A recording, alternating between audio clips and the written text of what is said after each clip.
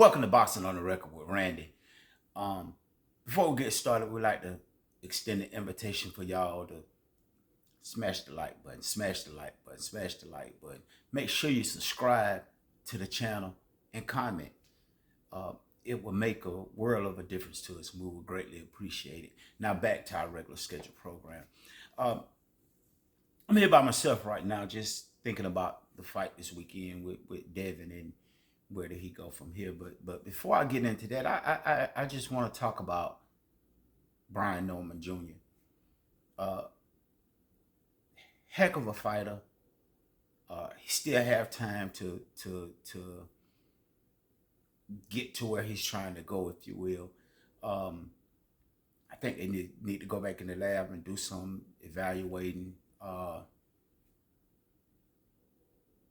Main thing I think they need to do is step up the level of competition, because we understand in boxing, uh, every round go higher and higher. And if you keep feeding a boxer easy fights, they'll get comfortable there. And when they're faced with a true challenge, it will be hard for them to uh, shine in that particular arena, a particular area, because the fighters are levels above the fighters that are down below for a reason. So is the coaching. Um, you start talking coaching, uh, the likes of Robert Garcia, uh, and guys like that. Y'all know them if you follow boxing. Uh, those are top tier coaches. So not only do a fighter goes in the ring and have to compete against the fighter, he also have to compete against the coach. Coaches are competing against coaches. So sometimes we being stubborn, we don't look at that, especially as a parent. We don't look at, I've taken my son far as I can take him. Let me get him somebody in here that can elevate him to the next level. Because our ego and our pride get in the way. But this is one thing I learned about life. The man with the money wins. I don't care what he's doing. And what I mean by that is, if you have the money to buy the talent, you win. If you have the money to get the competition, get the edge on the competition, you win. But you got to be able to pay them to do the job.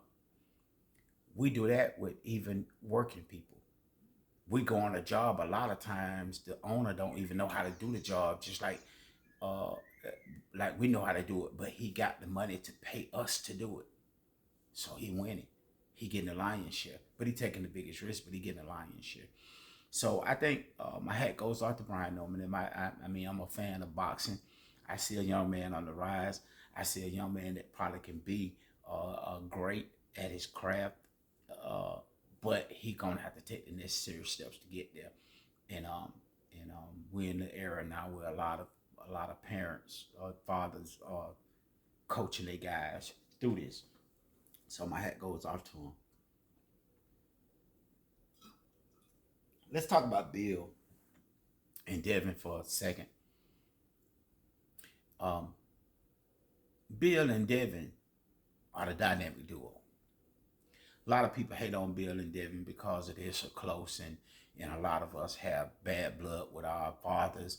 So we look for everybody to have bad blood with their fathers.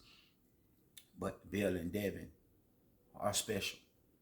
Not to say they're the only ones, but they're special. And they're part of a new generation. Uh, in time past, it get to a point where the dad and the son fall out in boxing, but it haven't happened so far, and they might be able to make this career, make this go all the way through their career. I think they're going to do great in boxing and continue to do great in boxing. A lot of people say they think Bill didn't do a whole lot of talking this time, so they was kind of shaky about the fight because Bill and them nervous because Bill ain't got nothing to say. Bill might have quiet, but if you notice, Bill was quiet and Devin was talking. See, sometimes we don't pay attention to the little things. Bill was quiet, but Devin was talking. I think Bill is trying to teach Devin how to handle himself in the press, in the public now. And he's doing it slowly but surely. By the time you realize that's what he's doing, he'll be done did it for a while, and you'll be like, "Now Devin, all of a sudden talking. What's going on with that? Devin talking now." It was happening slowly but surely. Instead of you hating on them and trying to find the faults and all that in them, watch and see what they're doing. Watch and see what they're doing. Don't hate a man because he's trying to be good or because he's trying to be great. I even hear him saying Devin is too big for 147. He should have been at 154. If he'd have went to 154 and couldn't compete there, the first thing you say then is he shouldn't have went to 154. He should have went to 147. So he can't please everybody. But I don't think Devin is too big for 147. I think Devin frame is just the way his frame is. He's taller, and when you're taller, you can give the illusion of being bigger, because you could take a person that's the same size as you but shorter, and he will look a whole lot smaller. You look at Brian Norman and look at Devin at weigh-in. They both weighed the same, but Devin looks so much bigger than Brian because of the fact that he's taller, the way his frame is made, the way he looked. That is part of the reason. To me, Brian looked like a big version of Tank Davis, or a bigger version of Tank Davis. Devin will probably go to 154 eventually, and I think Brian probably be stuck at 147 because the frame won't allow him to get there. It just won't allow him to get there. His arms gonna be too short. He gonna be too short. I know Mike Tyson did it. Some people saying Mike Tyson, but he was special. So I don't think he'll be able to get there. Then two, I don't think he will survive at 54, because if Devin knocked him down at 47, them guys at 54 hitting a lot harder than Devin. Not saying that Devin can't hit, because I think Devin going up to 47, I think Devin actually unlocked the little power that he had that he was being robbed of when he was trying to squeeze down in the lower weights. So I think we're starting to see the actual evolution of Devin. We're starting to see just who Devin is. And a lot of people gonna holler, "Oh, that just comes from snacks. That's snacks." Everybody got an excuse when it's somebody that they don't like. And you're not a boxing fan. You're a hater. That's the true definition of hater. You have to give a man his props when he done everything to show y'all that he's on the up and up. And he can accomplish these things. And I say that because we was rooting for Earl in the Crawford fight. Not that we didn't like Crawford, but when Crawford beat Earl, okay, you the man. We with you. I'm with you.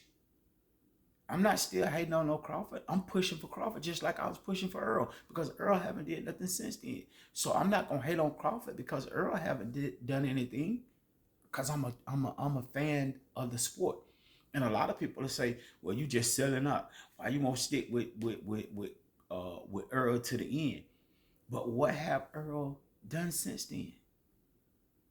It don't make me a fan when I just stick with a fighter because of that. Make me a follower of the fighter. When I'm a fan of the sport, it don't matter who it is. I'm going with the man on the top, and I'm supporting him. Just like Devin and Bill, they support each other regardless of what. They're gonna support each other. Win, lose, or draw, they're gonna support each other. They support for each other, then waver when they lost to Ryan. They stayed together 10 toes down the whole while. And then when they found out Ryan cheated, it made the victory, it made it even better. Because it didn't cause them to fall out with each other, or it didn't cause them to doubt each other, because they didn't know the full story. So, we're fans of the sport. Well, I know I am. I'm a fan of the sport. I'm not a fan of a fighter. I have fighters that I like, and I have fighters that I'm rooting for. Brian Norman Jr. from Atlanta. I went to Redan High School in Atlanta, not too far from Decatur, because I hung out in Decatur.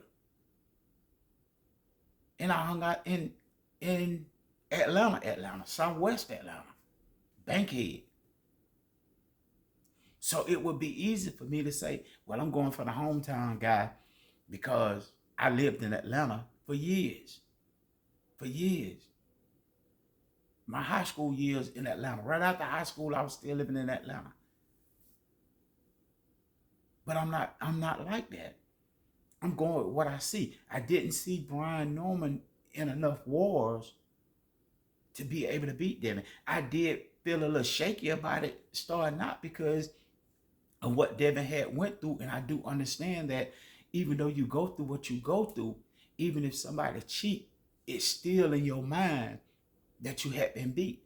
And my hat goes off to Devin for weathering the storm. So from here on, I'm interested to see what Devin is going to look like from here on. I'm expecting big things from it because it looked like he found himself again. He found himself again. And I like that. So I'm going to keep rooting for him. And if I see Brian Norman in a fight, I'm rooting for Brian Norman. If I think he can win it, I go for who I think can win. And not just because. These are not my children. If they're my children, then I got to go with my child, regardless if they can win or not. But I got to go with what little bit of knowledge that I know about boxing to make my decision. And I'm going to say this in conclusion. A lot of people was making a big deal out of Brian Norman, them saying that they didn't trust the judges or what have you over there because Devin is Muslim and it's a setup. But I don't hear nobody talking about one of the judges with the close card. We know the fight wasn't that close. Everybody know that. Even they know that. Even Brian them know that. But you don't hear nobody talking about that. But I think the reason nobody's talking about that is because they just hate Devin so much that if the scorecard had been like that and Devin had lost the fight, it would have been an issue. We must be careful as content creators. Well, content creators, you just want content. It don't matter what it is. But we need to be careful as the ones we calling ourselves bringing people boxing news, that we're actually bringing news and not bringing propaganda. Whether it's your fighter or not, we need to call it like it is. We need to call it like it is because we have a responsibility to bring people the news, the ones that don't follow boxing but following us. We need to make sure we're giving them good, solid information and not raising yes men. We need to make sure they're not following us because we want them to say what we say and feel the way we feel. We need to make sure we're keeping the sport as straight and narrow as possible. But that's really all I have for y'all right now. Maybe I'll come back with another video a little bit later because I don't really have the time a lot of other people have, but I'm not knocking that because I mean everybody do what they gotta do in life. But I bring it to you whenever I can. And hopefully one day in the future I'll be able to bring it a little bit more. But my life don't permit that right now. So but with that being said, I'm out of here like last year.